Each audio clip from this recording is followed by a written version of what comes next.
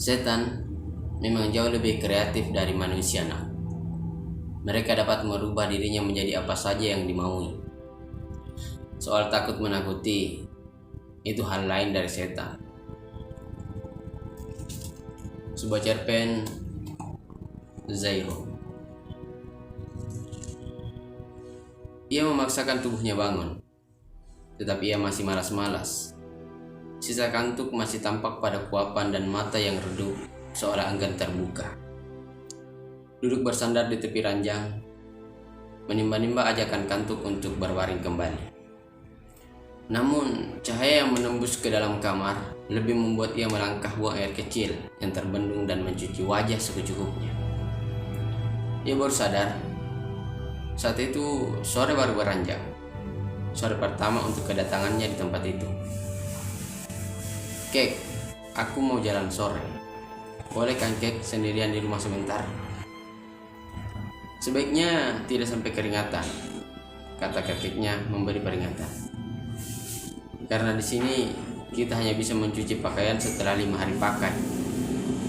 Dokter pun jika tinggal di sini harus bisa mandi sekali dalam 2 hari 1 malam. 2 hari semalam atau 2 malam sehari? Ya, sama saja, 36 jam. 3 kali 12 jam bergantian toh. Setelah 2 hari 1 malam, berarti 2 malam 1 hari. Apakah semua orang mengambil air di rumah ini?" "Iya, kami mencari di setiap sumur. Di tempat ini hanya ada 7 orang yang mengisi 7 km panjang lorong. Ada 4 buah rumah, hanya saya yang tinggal sendirian. Tapi sejak 4 hari yang lalu, 6 orang. Yang 1 sudah mati. Sudah tua memang, tapi ia mati karena kehausan." Kakek sedikit menjelaskan pada Zairun yang akan jalan. "Run, jangan lupa masak air untuk minum." "Sudah tadi sebelum tidur." Zairun pun pamit sekali lagi dan langsung meninggalkan kakeknya keluar menyusuri jalan. Sebenarnya ia agak ragu karena jalan cukup berdebu. Tapi tanpa hempasan keras, debu tidak akan berterbangan mampir ke celana, baju, dan tubuh. Hasratnya lebih besar untuk menikmati lorong itu yang dulu sesungguhnya sebuah kampung tempat ayahnya dilahirkan. Betul cerita-cerita keluarganya dahulu, bahwa kalau Zairun ke sana, ia akan menikmati bukit-bukit. Namun, didapatinya kini adalah bukit-bukit gersang. Hanya ada hamparan alang-alang yang tumbuh mengikuti permukaan tanah.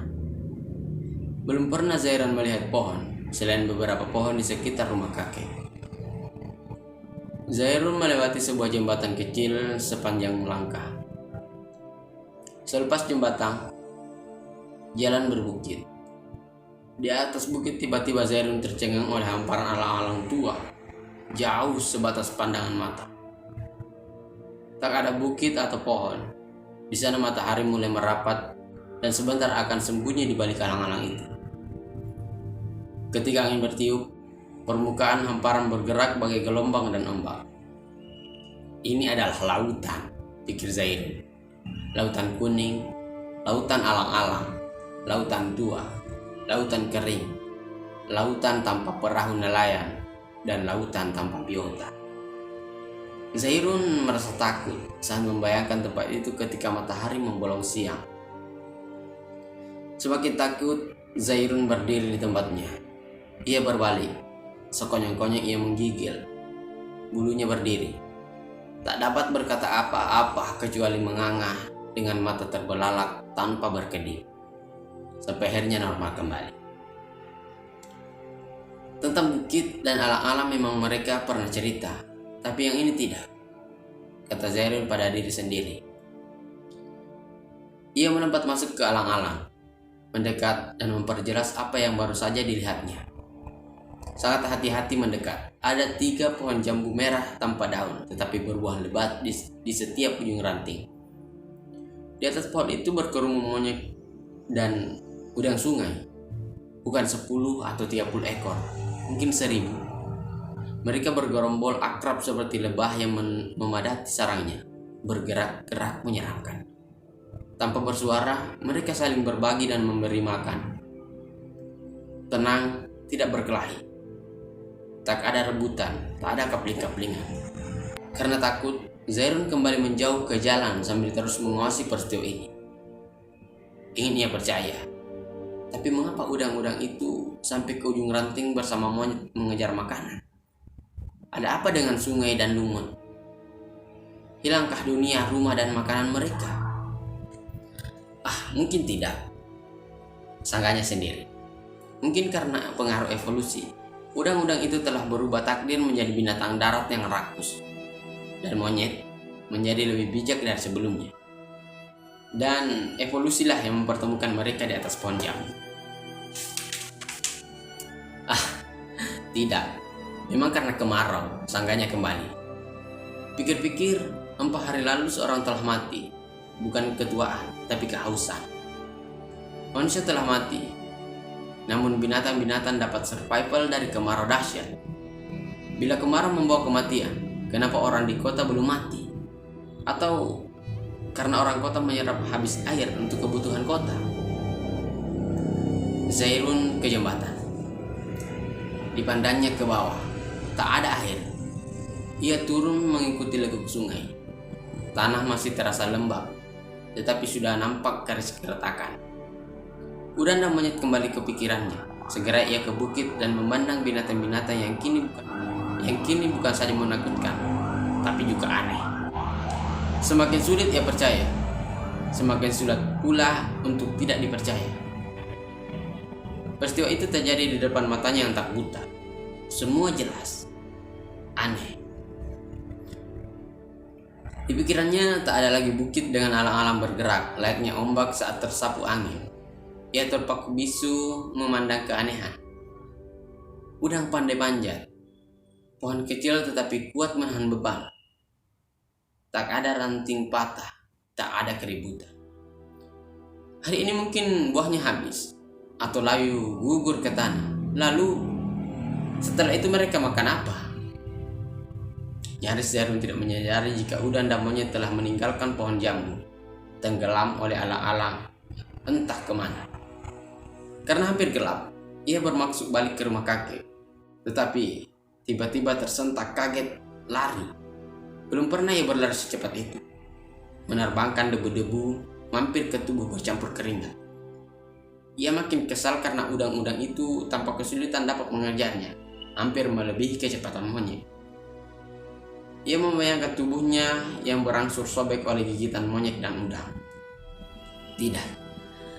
Kalaupun aku mati, paling tidak mayatku masih ada, masih dapat dikafani, dikubur secara wajar, tidak terkubur di perut binatang, lalu menjadi tinta dari kelaparan, kekerasan, kekejaman, dan ketamakan binatang-binatang itu. Ingin Zairun teriak, tetapi di sepanjang jalan yang berkelok itu tak satupun rumah atau seorang yang dapat menemaninya berlari jika tak sanggup menolongnya. Rasa takut makin menjadi, makin jauh pula rumah kakek terasa. Ia terus berlari tergopoh hingga depan rumah kakek. Ia terhenti oleh 2 orang pencari air keluar dari arah sumur.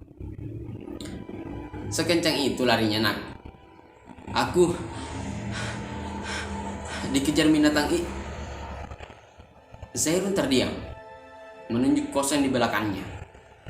Tak ada siapa-siapa. Ia gugup dan kecil. Setan memang jauh lebih kreatif dari manusia nak. Mereka dapat merubah dirinya menjadi apa saja yang dimaui. Soal menakut-nakuti itu hal lain dari setan, kata seorang dari pencari air. Tapi aku tadi dikejar gerombolan udang dan monyet pak. Itulah setan nak. Kadang ada, kadang tidak ada.